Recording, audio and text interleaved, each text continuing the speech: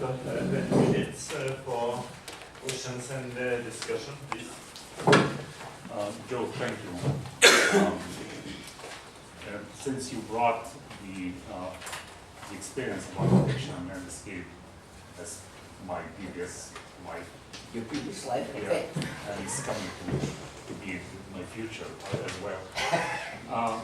There is a notion, and sometimes we struggle with the language about stupidity and not knowing, and I'm just going to offer something that actually very helpful to me. In order for a designer, an architect, to serve their clients, you got to be in a position from consciously not knowing, hyphenated, consciously not knowing. If I am consciously knowing, I cannot serve others. And if I am consciously knowing, I cannot learn anymore.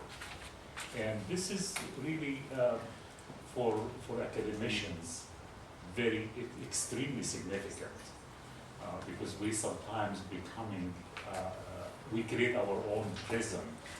So our intellectual pursuit can put us as prisoners, and we cannot move beyond it. So the ability to take your word, being bland or mute, consciously not knowing, and it has been very helpful to me.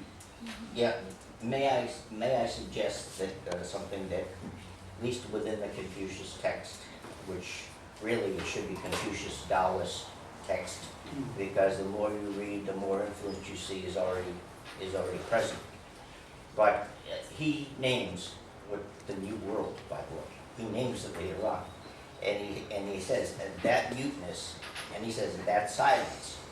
All things are visible, but what is invisible? I mean, this could come right out of Ponte. Is music. Music becomes the silence, and this becomes the new knowledge. Knowledge to know the music of the world, to each animate, inanimate things, becomes a way to know. Yeah, my question for David, thank you. In the American tradition, we always talk about democracy and pursuit of happiness. And I just wonder if you have to explore or be willing to explore the possibility of talking about self-worth, democracy, and the pursuit of happiness. There is something paradoxical about the pursuit of happiness in American way of life that is almost insane. And I don't know if you have explored that or not, so I would love to hear what you say. Well, I think that's part of the argument, is that the pursuit of happiness has built-in pursuit. So there's always going to rise another need to pursue. So yeah, it negates itself. And I know a lot of people that are very unhappy because they've spent a lot of time pursuing what's going to make them happy. You know, it's like a lot of discarded, like all-terrain vehicles and fishing boats. And you know, here's a good example. We don't have cable TV anymore because we were paying up a lot of money, and they're putting more and more channels, and there's nothing on. And so I was paying to be frustrated. And one day I realized this, like, I never find anything. I'm paying like $150 a month for this, there's nothing on. But wait, I'm paying to go through this. And I know it's going to get worse. They're going to add more channels, there's going to be less and less on. So is that what you mean? I mean, I think there are probably lots and lots of examples you could... And so at that moment, I bracketed myself out of that, and we have that. And now we have like 4 channels, and there's a lot on. Thank you. It's a weird. To the question of pursuit of happiness, that's a minor thing. This should have read Viktor Frankl. Happiness cannot be an aim. Your action, Yeah. your doing self-work, what I call, may result in happiness. But first you have to do something worthwhile to achieve happiness. Happiness is a result and not a name. I mean, we mistake a very fundamental little thing.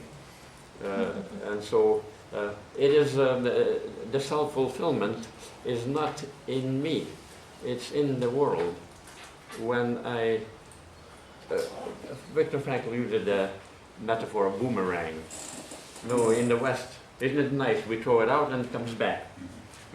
It comes back when it misses the target. It comes back empty. Yeah. Please, your question.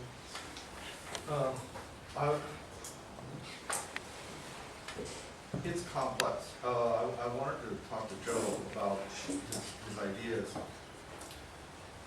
The first time I was in China was in 1982, and the only, people couldn't get in. You had to go in on a little tour thing through Hong Kong.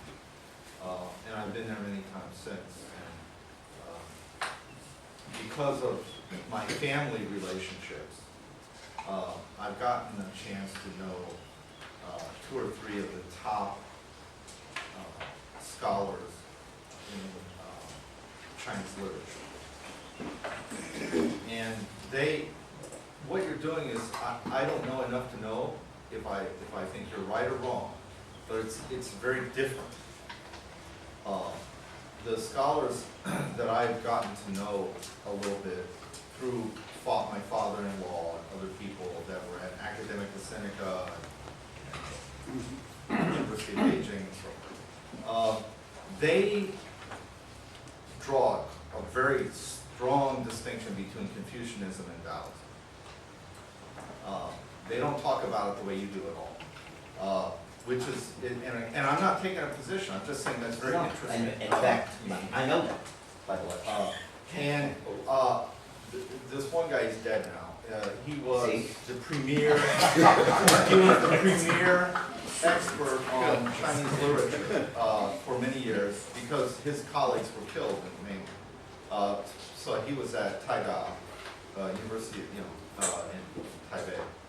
And I remember talking to him about Yang Wei and this very topic. And he said Yang Wei was the best student because he wouldn't forget. And that made him the best student in terms of Confucian filial piety. But Confucius recognized at the end of his life, towards the end of his life, that this was a disaster.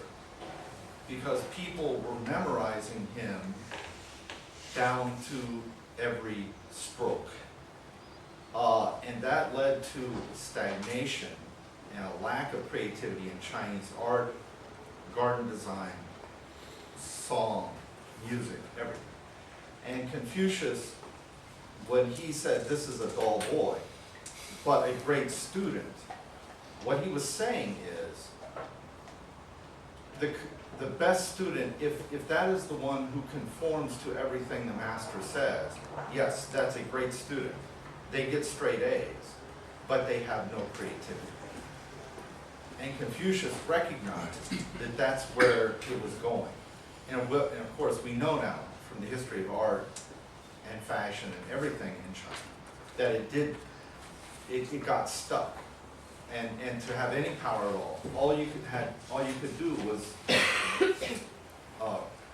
copy the analysts. I would say that as a response, all due respect to the Chinese scholars, that is about the most normative interpretation one could have. Yeah, but it's also based However, on a lot of data, Yeah. a lot of history. Well, remember how history gets formed. But the second part I want you to take note is the passage in the Quan Tzu of the story is Yang Wei says to him, forget. And you need to forget Confucius. And Confucius responds, you can forget your arms, you can forget your legs, and you can forget your body. And you can still maintain virtue? Yes.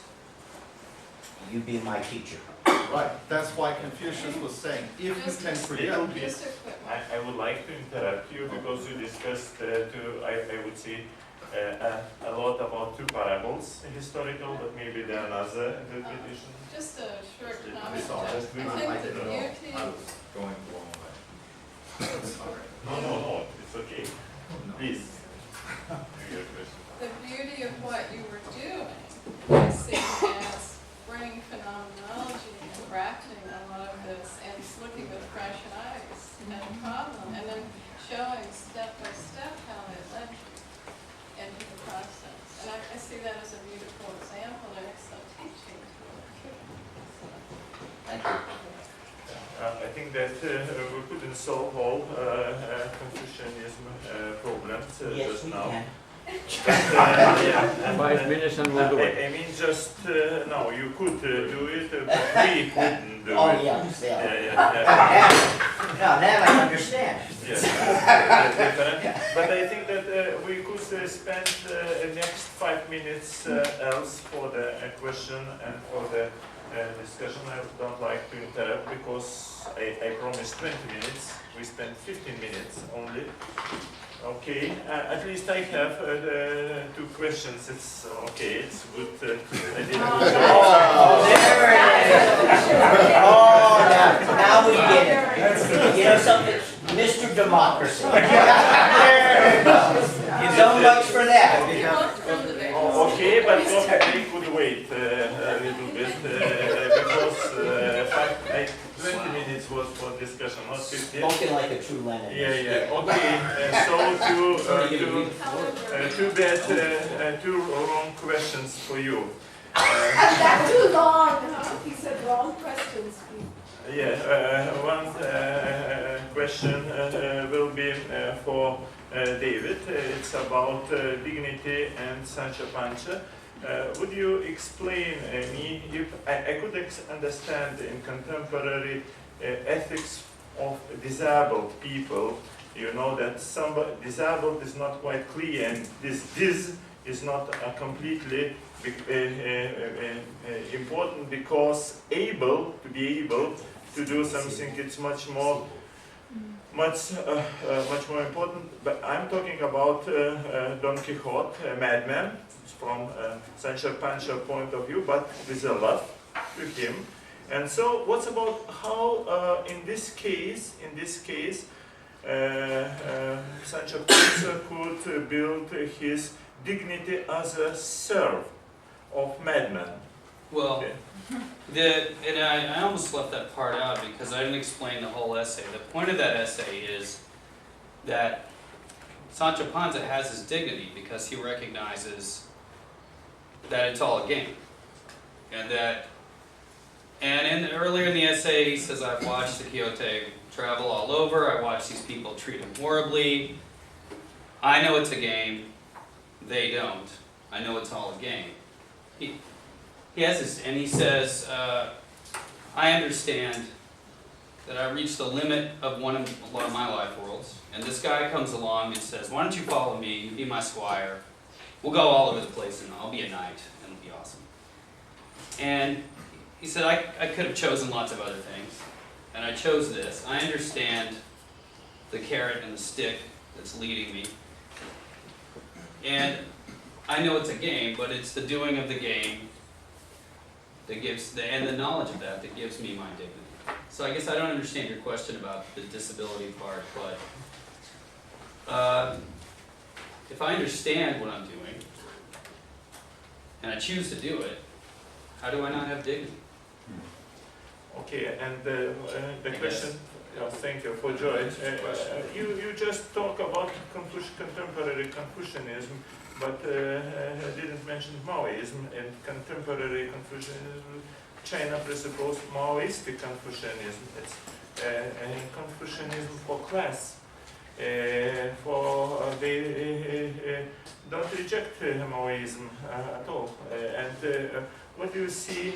What does mean Confucianism in Maoist sense?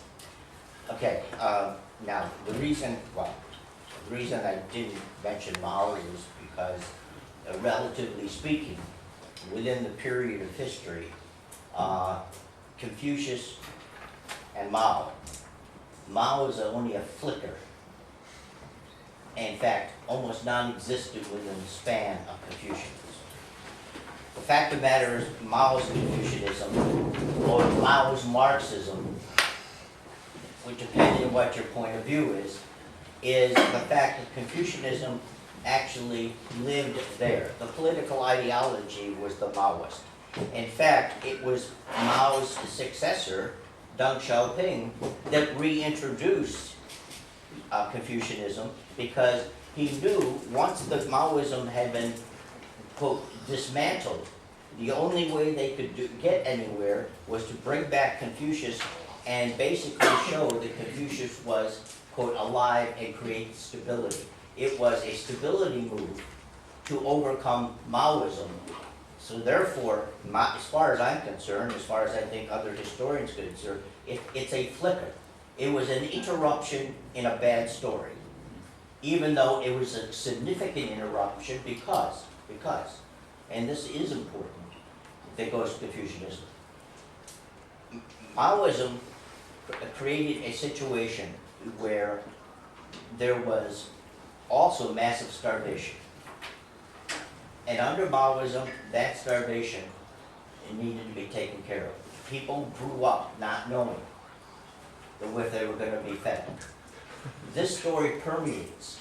And when they introduced back into Confucianism without Maoism, you end up by getting something called the notion of cuisine in China actually became something as prominent again as a social phenomenon.